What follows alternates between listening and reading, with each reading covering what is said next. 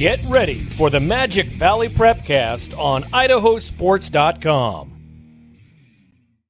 That's right. Another edition of the Magic Valley Prepcast on IdahoSports.com, breaking down everything in District 4, week in, week out. My name is Brandon Baney, joined today by Scott Burton, a.k.a. Coach K. Again, if you're watching the video version of this podcast on the IdahoSports.com YouTube channel or Facebook page, Scott's wearing a Duke Blue Devils t-shirt because he's a Dookie, and under his little name tag thing, it says Coach K today. Yeah, you can always tell it's Wednesday that we're shooting this if you see me in some sort of college shirt, because that's what we do here. On Wednesdays, it's college day. And so we talked about this, I think maybe last week, that I've got an array of these type of things. And so if you see it on the podcast, then you know that we shot this on a Wednesday. And I am a Duke guy. I'm a Coach K guy. Matter of fact, got a picture in my office right there of me and Coach K. And it's nice and framed. Next, I wish I could show it to you, but it's very cool. Next to an artist rendering of Coach K. So maybe next week we can bust out the Coach K photo. But apparently he's retired to Jerome. That's what he's done in retirement. So yes, he has. He has become a very controversial figure here in Jerome. So he's doing what he does best in the middle of things. That's right. Well, it's not going to be just the two of us talking today on the Magic Valley Prepcast. We're very excited to bring in a guest here. We don't do this often, but when it's a big story or a big topic, we like to bring in outside perspective. And so let's welcome to the program the head football coach from Raft River High School, Chad Evans. Coach Evans, thanks for joining us. Thank you, guys. So let's talk about your team. You got a bit of a late start to the season. You didn't actually get to kick off until week 2. You were supposed to play in week 1 at the Idaho 8-Man Classic against Lapwai, but what happened there? You know, I don't want to dig into that too much. I think they had some personnel issues up there, some dudes that transferred, some kids that got hurt, and they just called Randy, our athletic director, and just said, hey, we're out. We're not doing it. So we were supposed to play that week 1 in the 8-Man Classic, and then we're supposed to have a bye the next week being last week. And, so we had to scramble kind of last minute to make that work, to we didn't want to wait till week 3 to have our first game. Right. And Scott, as an athletic director yourself, how filling a date can be kind of tricky. And luckily Raft River was able to do that. Yeah. You get into those situations. It is full on panic mode because now you're relying on all these other schools to have an opening and most of them don't, and so you find out real quickly who your friends are, don't you, Coach? Yes. And with this max prep ranking that the state's gone to, they won't come out and admit it, but we've got it figured out that it doesn't favor us at all as a D1 school to go play a D2 school. Yeah, it would have been a game, but we were really searching for another D1 school. So you end up replacing that game against Lapwai with another team from their conference, Kamiah. How did that all get set up and figured out?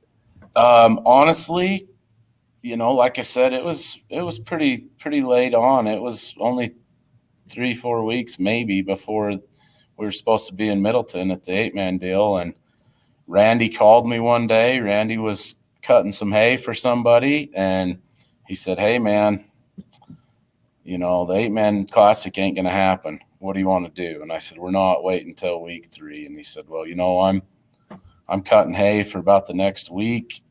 I'm not going to be much help to you. Start looking at some schedules and see what the options are. And I found that Kamiah had it open. And I think Coach Nels and Randy are good enough friends and acquaintances that I called Randy and I said, hey, Kamiah's got it open. Let's see what we can do. And Randy and Nels worked it out from there. Well, it sounds like everything was falling into place. Yes, sir. We're going to make a safe trip up there. No problems to play a game. Easy fix, but it wasn't so easy, was it? No, that's the idea, that we want to make an easy trip. And I think that's kind of why I wanted, reached out to you guys too, as just the state we live in and the generosity of people. Where does it stop? Where does it begin? I don't know. But yeah, we got on the bus. I sat down. I had this flight plan scheduled out. I knew when we were leaving. I knew where we were stopping for bathroom breaks, the whole deal. And boy, that did not happen like we wanted it to. So what did happen on this trip? So we left Malda at 6 a.m. as scheduled, stopped in Mountain Home, bathroom and breakfast as scheduled. And then that's about all that went as scheduled. So we got out of Mountain Home, almost Boise area. Rawhide Clark is our bus driver, and he really loves he doesn't even work other than trips. He doesn't even work for Kamiah School District. His profession is with the BLM, but he loves taking sporting trips, loves doing stuff like that. Rawhide's driving us as usual, and just outside of Mountain Home, just outside Boise, he gets a check engine light. And because of I teach a heavy equipment diesel class here at the Tech Center in Burley. In my previous life, I twisted wrenches for Kenworth for about 10 years. So I feel like I have a general knowledge of diesel engines and mechanical stuff. And he hollered at me and said, "Hey, come look at this." And we're cruising down the freeway still. And I said, "Well, let's just keep going and see." And a little further, we get more lights and we get more bells and whistles. And I said, "All right, you better land this thing." So we're Caldwell area by then, almost Caldwell. He lands it in a Flying J parking lot, and I get out and give it the once over. But, everything's so electronic nowadays. You can't do anything without a computer, and I didn't have the stuff I needed to hook up to it. So, I made some phone calls, and this is, kind of where the generosity begins. Like I said, I used to work for Kenworth, and so I called Doug Davidson from Kenworth in Caldwell, good friend of mine. I've known him for a long time. And I said, "Hey, Doug, we're in a situation here. Like, can you help us out?" "Oh, absolutely." So he puts us in contact with Rob, who's the service manager there in Caldwell. Rob got us right in the shop, and I know they're busy. And I know they're short on technicians. It's just the world we live in. They got us right in, hooked a computer up to it, and I failed to get the technician's name. But, man, we scan it. Okay, it could possibly be this or it could possibly be that. But if it's that, we can't get the part for 3 or 4 days. And I said, "Well, let's gamble that it's this and get back on the road." So he does a few things, resets some codes, and almost by inspiration. I'm going to call it inspiration. That's what it was. We're sitting there at the Kenworth shop, and Coach Jones from Oakley calls me, and they're on their way to Cambridge. Or he texts me, and just says, "Hey," coincidentally, "Hey, safe travels. Good luck today." And I kind of unloaded on him through a text. I'm like, "Well, safe travel part's out the window." So I said, "How much room you got on your bus?" "Well, not much, but we can make something work." Anyways, carry on. We reset some codes, hope for the best, carry on. We push to Weezer, starts doing it again. Bus is losing power. It's going into limp mode, protecting itself. And I called Jones. I called him at this point in time, and I said, "Hey, like, legitimately, how much room you got on that bus? Like, we can drop you in Cambridge, and we can make some stuff work." And when we broke down the first time, Rawhide called the bus garage back in Burley and said, "Hey, get a bus coming. We don't know what's going to happen here. Get another bus coming."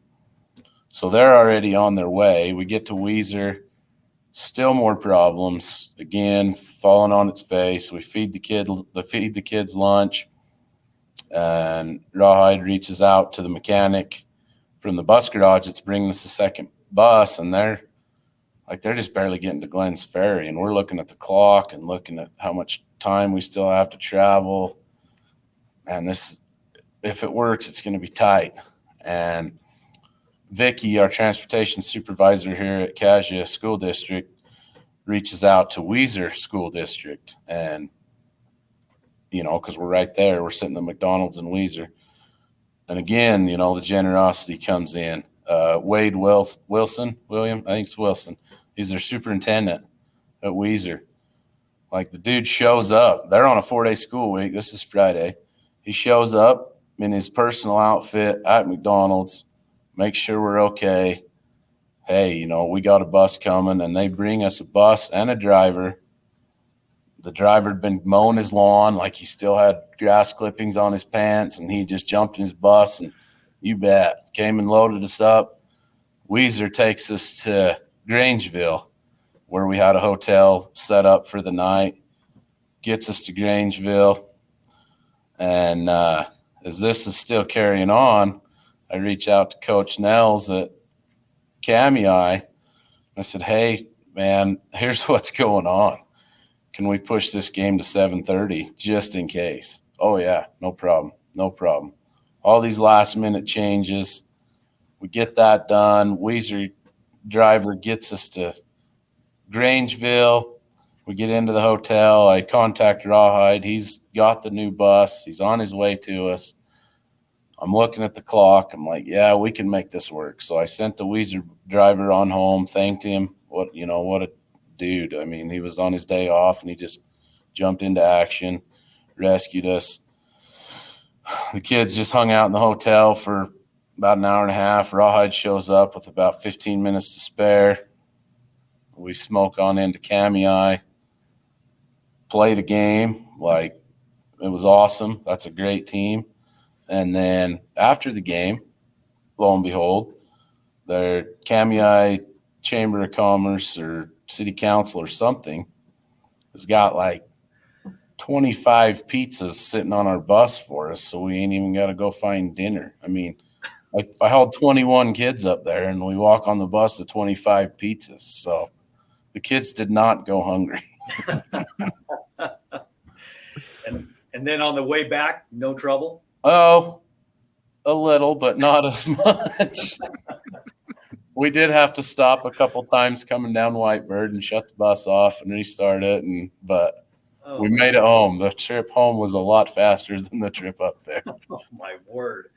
So your focus on the way up there has got to be on everything but football, Yeah.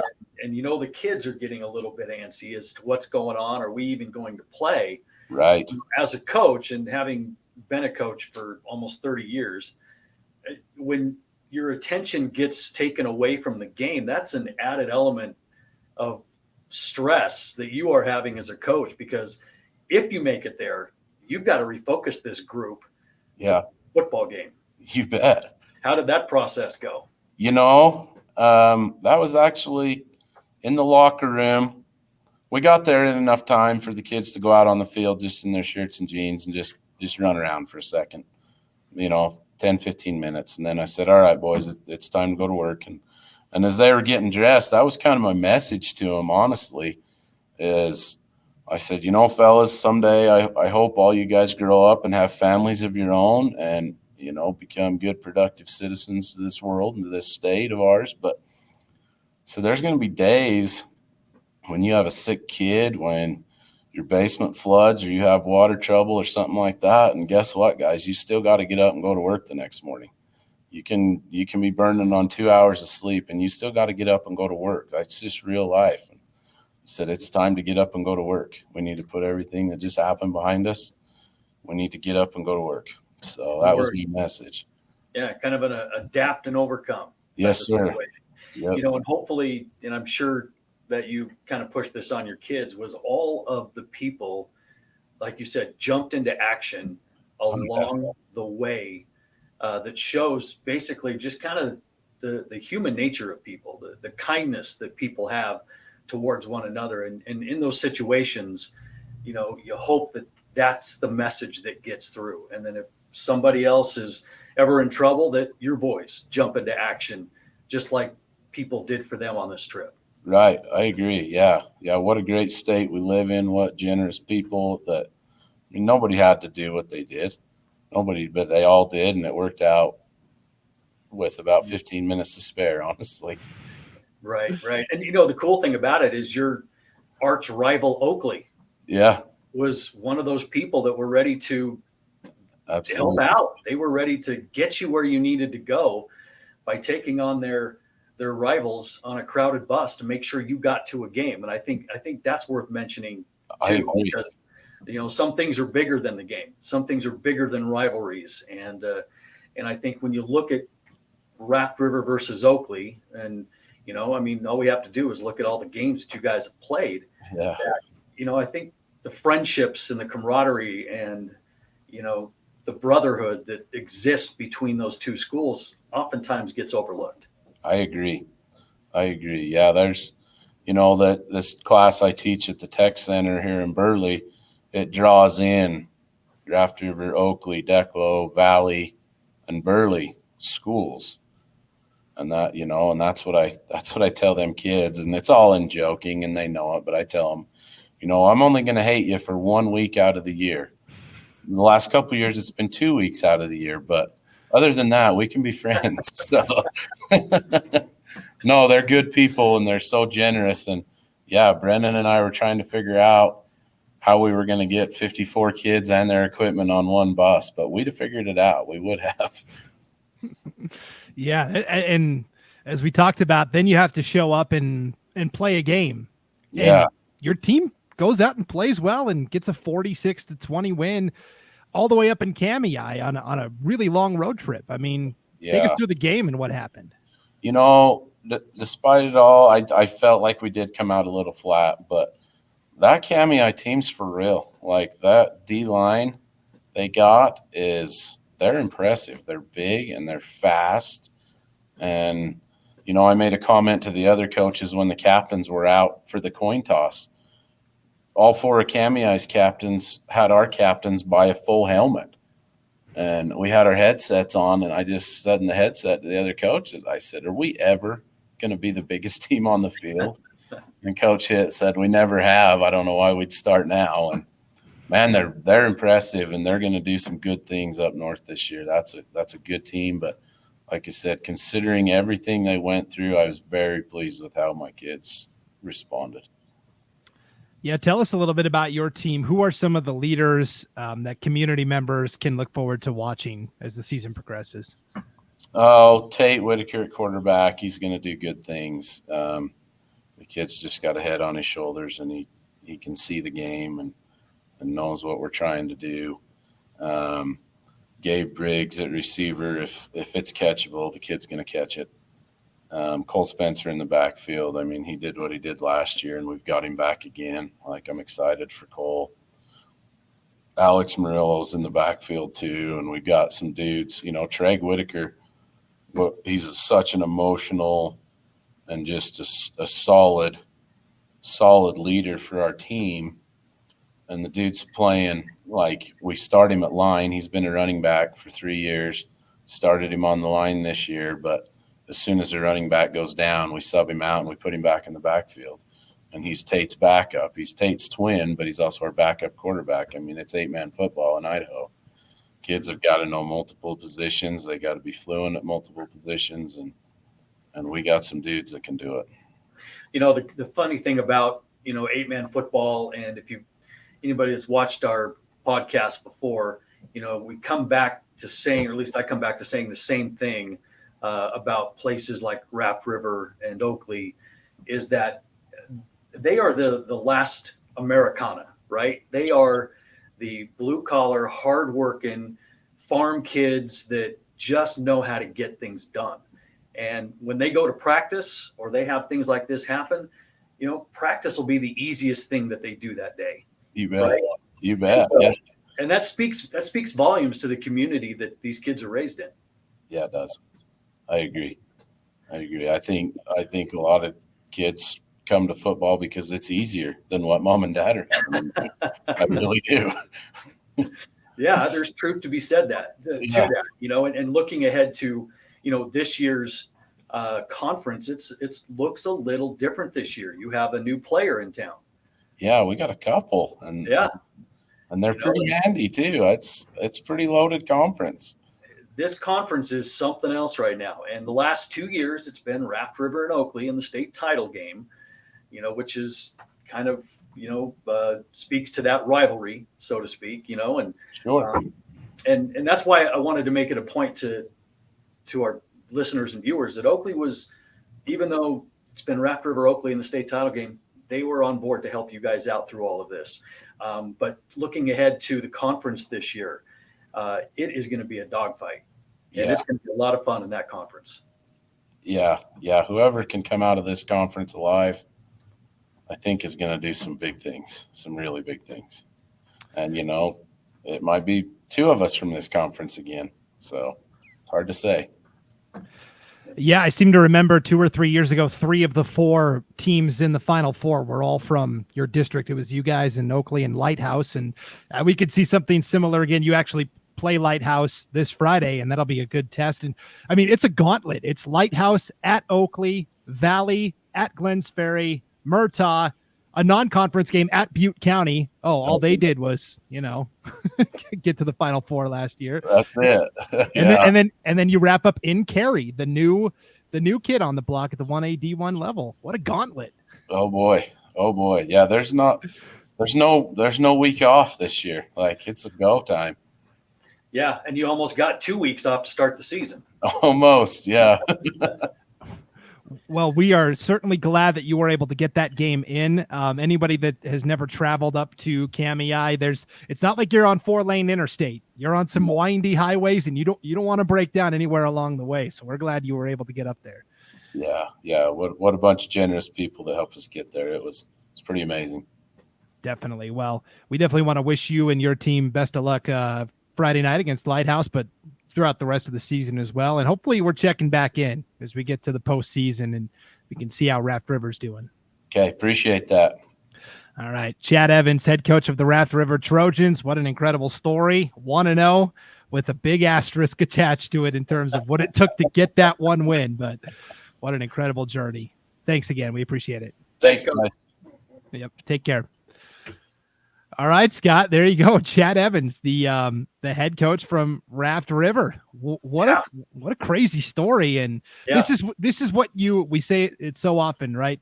You go beyond the box score, because if you just look and you go, oh yeah, Raft River won 46-20. What a nice win. But without that context, I mean, you have no idea what the team went through. No, and that's exactly what we're trying to do on this podcast, is beyond the box score. I mean, that's kind of our mantra, just what are the stories behind the scenes? And this is perfect, and it speaks volumes to the kind of communities that we live in.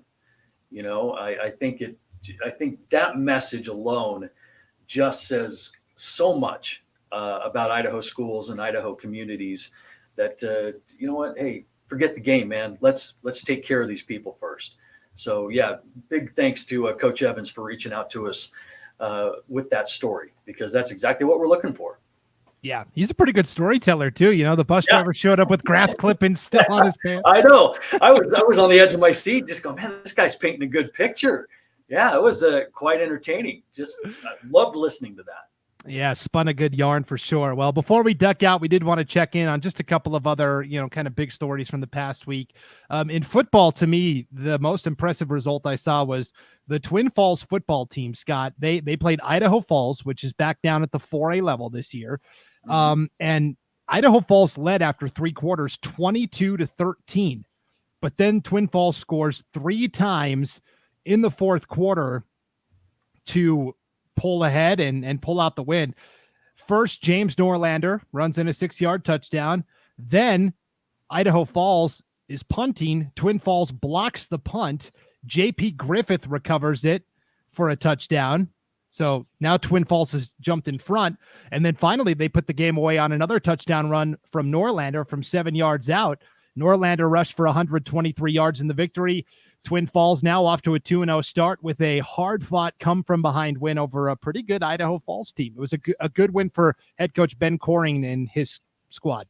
Yeah, absolutely. And those are the kind of wins that can be used as springboards pushing you forward throughout the season. I mean, you get a come-from-behind 4th quarter win, no matter at what point in the season, those kinds of things do wonders for a team, because you go into the 4th quarter facing a deficit. Well, you came back from one. If that is ever happening again, you draw from that experience. So that's a big win for Twin, not just for the 2-0 record, but for what it does for a team moving forward. And this Twin Falls team, is nobody to sleep on, because Minico's getting all the attention right now because they're the ones that have everybody back. But this conference with Twin and Minico and Burley making some noise, this is going to be a really interesting conference. But don't sleep on Twin. They're pretty dang good this year. Definitely. Minico did lose 21-20 to Ridgeline, Utah. Minico had a 20-13 lead late in the game, but Ridgeline got a late touchdown, and then Minico threw an interception on their last-ditch effort. But no shame there. I got to see Burley in person. They put up 62 points for the second week in a row and a big win over Valley View. Gatlin Bear was our IdahoSports.com player of the game.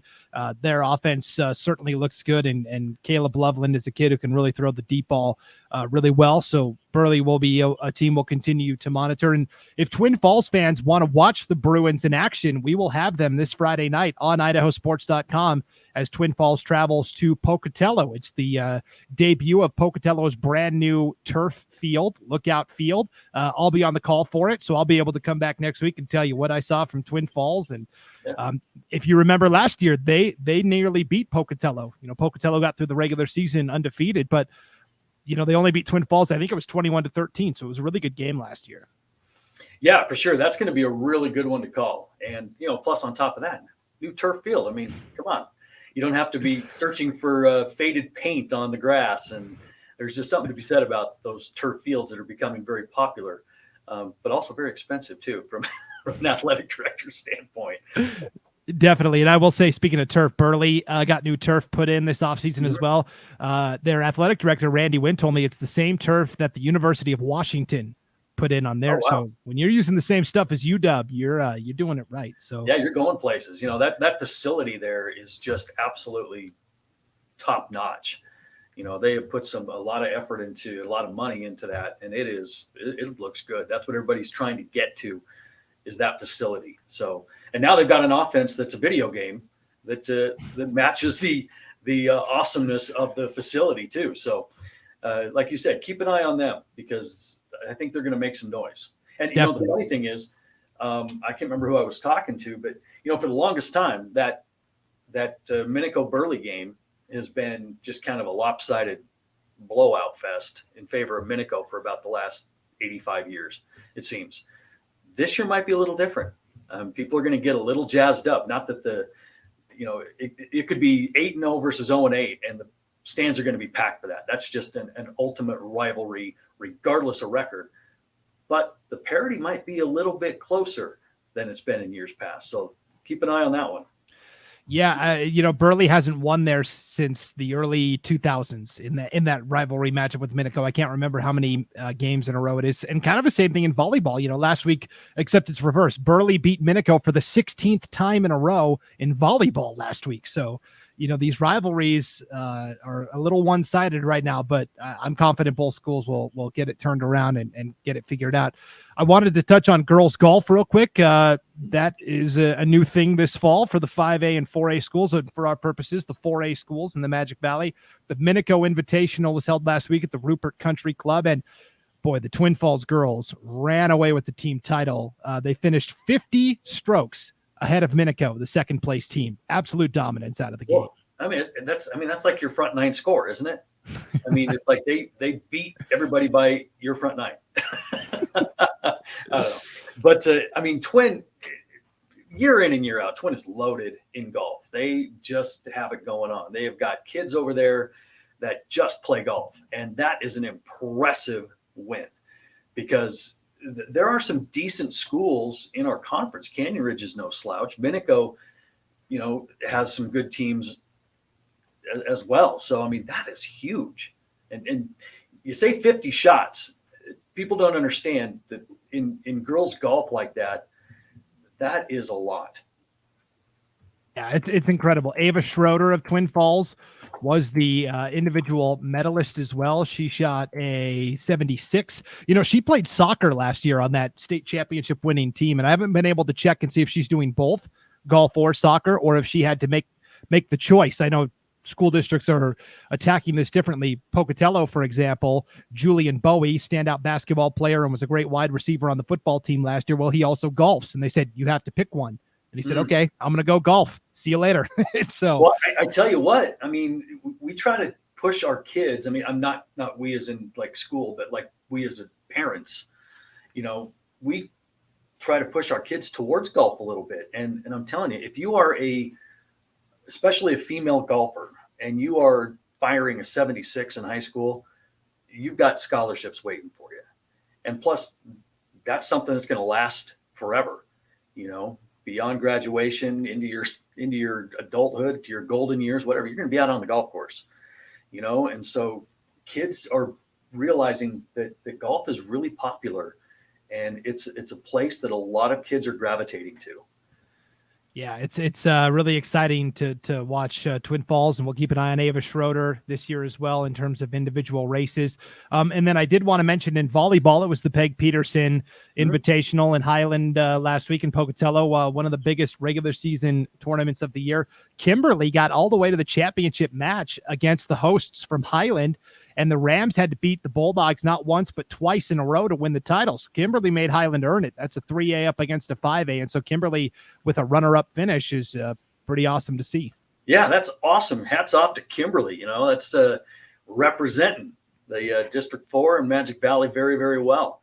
I mean, Kimberly is powerhouse in just about everything, but that's making some noise at a very special volleyball tournament that is so well run that it's something everybody wants to be part of. So first of all, congrats to Kimberly. Second, hats off to the organizers and runners of the Peg Peterson, because I hear nothing but good things about how that tournament's run. So they set the bar pretty high for you, Scott. You've got the Jerome Invitational coming up this Saturday. Give us a preview of what maybe we can expect to see in terms of this volleyball tournament at Jerome on Saturday. Well, this particular tournament has been cut in half this year. We usually get about 14 teams in it.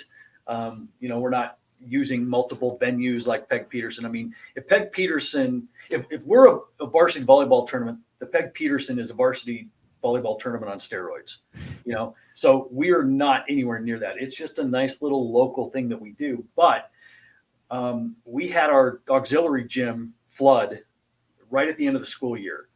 And so we are without that until probably the first week of October. And so we're using one gym. So we had to cut the tournament in half from like 14 teams to just 8 teams using 2 nets and one gym. And that's going to happen on Saturday. Pool play. We'll have the winner's bracket or championship bracket after that. But it's a lot of fun. It goes very quickly. And we have people that really want to get into this thing because it's just a one-day deal. And, you don't have to worry about hotels. You don't have to worry about too much of anything. And that's why this particular tournament is popular down here, just because it's quick, it's easy, and it's one day and varsity only.